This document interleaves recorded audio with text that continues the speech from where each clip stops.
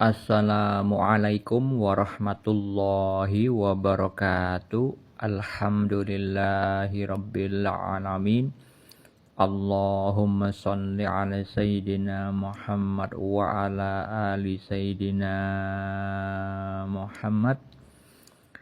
Sore ini saya bagikan mimpi yang dialami salah satu saudara kita yang tadi menanyakan tentang mimpi yang dialaminya melalui akun TikTok saya. Beliau menanyakan pertanda apa jika beliau itu bermimpi tentang almarhum kakeknya meminta 1.000, tapi beliau itu memberikan 2.000. Apa takwil mimpi atau makna mimpinya? Perlu diketahui sebelumnya bagi seluruh umat Islam bahwa mimpi adalah bagian dari syariat Islam. Syariat itu artinya peraturan tentang bab yang halal dan yang haram yang dijelaskan di dalam Al-Quran dan As-Sunnah. Mimpi adalah salah satu hal yang juga diatur di dalam syariat Islam. Diatur tentang bagaimana cara merespon mimpi, karena mimpi itu ada 3 macam disabdakan Nabi Muhammad SAW di dalam hadis riwayat Muslim. Beliau bersabda, mimpi baik yang merupakan kabar gembira dari Allah, mimpi yang terjadi karena pikiran seseorang ketika terjaga, dan mimpi menyedihkan yang datang dari setan. Mimpi yang menyedihkan datangnya dari setan. Ketiga macam mimpi tersebut cara meresponnya berbeda-beda. Untuk mengetahuinya bisa dibaca di dalam kitab Sahih Al-Bukhari atau bisa searching di Google. Dan yang juga diatur yang berkaitan dengan mimpi adalah tentang orang yang mentakwilkan mimpi, yaitu orang yang memang diberi pemahaman ilmu takwil mimpi oleh Allah Subhanahu wa taala. Berkaitan dengan firman Allah di dalam surat Yusuf ayat 6, ayat 21 dan ayat 101 yang menjelaskan bahwa Nabi Yusuf alaihissalam diberikan sebagian pengajaran ilmu takwil mimpi. Itu artinya ilmu takwil mimpi tidak didapat dari membaca buku, bukan dari katanya, bukan dari membaca buku tafsir mimpi, melainkan adalah salah satu yang termasuk ilmu laduni. Ilmu yang didapat dari karunia atau pemberian dan rahmat dari Allah Subhanahu wa taala.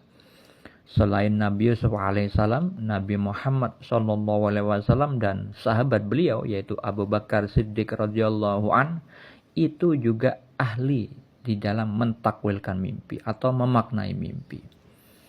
Orang yang mentakwilkan mimpi adalah orang yang bertakwa secara lahir dan batin, memahami ilmu-ilmu syariat, ilmu tentang peraturan, hukum-hukum Allah, tentang bab yang halal dan yang haram.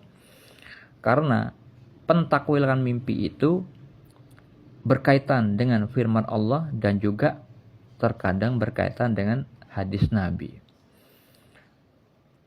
Di dalam hadis riwayat Al-Bukhari dan Muslim, Rasulullah SAW bersabda, mimpi seorang mukmin adalah satu dari 46 bagian kenabian. Di dalam hadis riwayat Ibnu Majah, beliau bersabda, mimpi seorang muslim yang soleh adalah satu dari 46 bagian kenabian.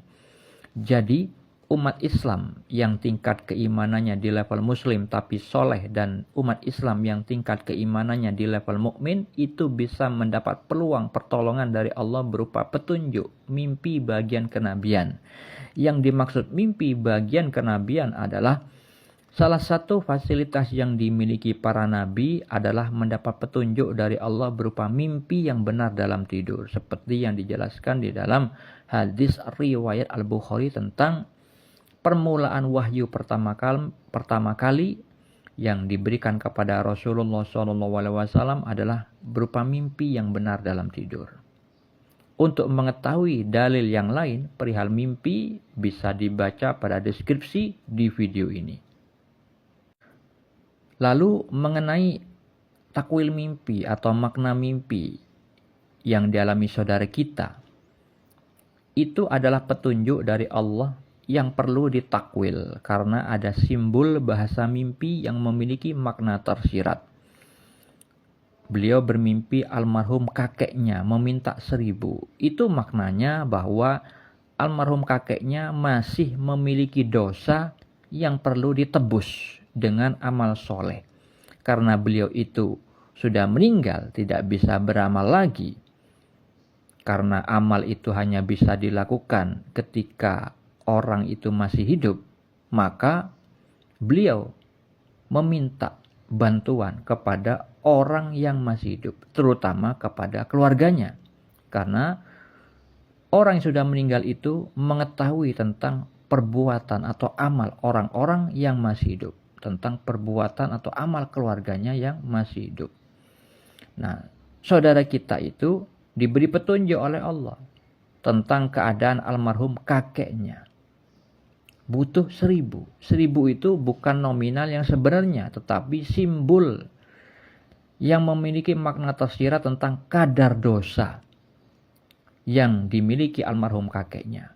Bukan 1000 dosa, tetapi itu hanya mewakili tentang kadar. Nah, karena di dalam mimpi itu dipertunjukkan kepada saudara kita, maka itu adalah anjuran kepada saudara kita yang bermimpi agar menjadikan petunjuk mimpi yang beliau alami itu menjadi sarana beribadah kepada Allah, yaitu bersedekah dengan mengatasnamakan, dengan meniatkan agar pahala sedekah itu dikirimkan kepada almarhum kakeknya yang ada di dalam mimpinya tersebut. Tetapi karena di dalam mimpi itu divisualkan beliau itu memberi 2000, bukan 1000 seperti yang diminta almarhum kakeknya, maka itu memiliki makna bahwa Allah menganjurkan agar saudara kita itu bersedekah lebih besar daripada sedekah yang biasa beliau lakukan di dalam kehidupan nyata. Misalkan beliau itu biasa bersedekah 5000, maka Allah memberikan anjuran melebihkan jumlah sedekahnya seperti sedekah yang biasa beliau lakukan untuk kebaikan beliau juga. Dan juga tentang almarhum kakeknya. Sebenarnya almarhum kakeknya misalkan membutuhkan kadar yang sedikit dari sedekahnya, tetapi Allah memberikan anjuran agar orang yang bermimpi itu bersedekah dengan lebih banyak, supaya kebaikan yang banyak didapatkan oleh orang yang bermimpi, orang yang diberi petunjuk oleh Allah Subhanahu wa Ta'ala. Perlu diketahui saudara-saudariku yang dirahmati Allah, orang yang meninggal itu mengetahui keadaan amal orang yang masih hidup. Dan orang yang meninggal itu menunggu-nunggu kerabatnya atau keluarganya mengirimkan pahala-pahala, kebaikan, amal soleh. Mereka menunggu agar mereka tertolong. Misalkan mereka masih mengalami azab kubur, hukuman dari Allah, disiksa kubur, maka amal-amal orang yang masih hidup sangat dinanti-nantikan oleh orang yang masih hidup. Oleh karena itu, jangan sampai kita melupakan orang-orang yang sudah meninggal. Bukan hanya kerabat kita, tetapi saudara-saudara kita yang lain. Oleh karena itu, kita dianjurkan untuk mendoakan kebaikan saudara-saudara kita yang sudah meninggal. Semoga kisah mimpi yang dialami saudara kita bermanfaat bagi kita semua, agar kita jangan sampai melupakan orang-orang yang sudah meninggal, terutama keluarga kita, orang tua kita, adik-adik kita atau kakak kita yang sudah meninggal dunia. Semoga bisa bermanfaat bagi kita semua. Assalamualaikum warahmatullahi wabarakatuh.